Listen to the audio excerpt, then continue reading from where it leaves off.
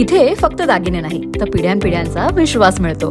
परंपरेची झळाळी आणि विश्वासाची खात्री. कैलास अडगावकर ज्वेलर्स, दत्त मंदिर बस स्टॉप, नाशिक रोड.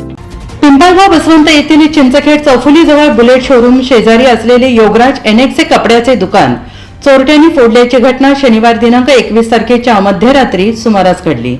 या प्रकरणी पिंपळगाव बसवंत पोलीस ठाण्यात दुकानाचे संचालक महेश संधान यांनी फिर्याद दाखल केली आहे. फिर्यादीत म्हटलं आहे की शुक्रवारी नेहमीप्रमाणे रात्री 9:30 वाजता दुकान बंद करून आम्ही घरी गेलो.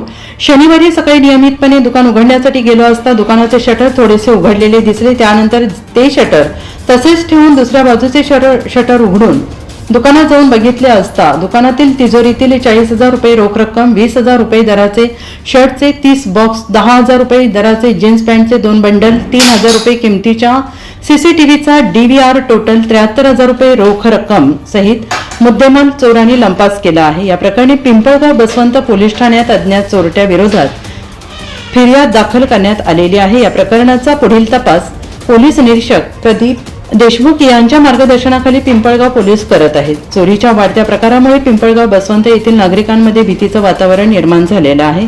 सीसीटीव्हीचा DVR देखील चोरांनी लंपास केल्यामुळे चोरांना शोधण्याचे मोठे आव्हान पिंपळगाव बसवंत पोलिसांसमोर उभे राहिले आहे. तुषार झेंडपळे, पिंपळगाव बसवंत.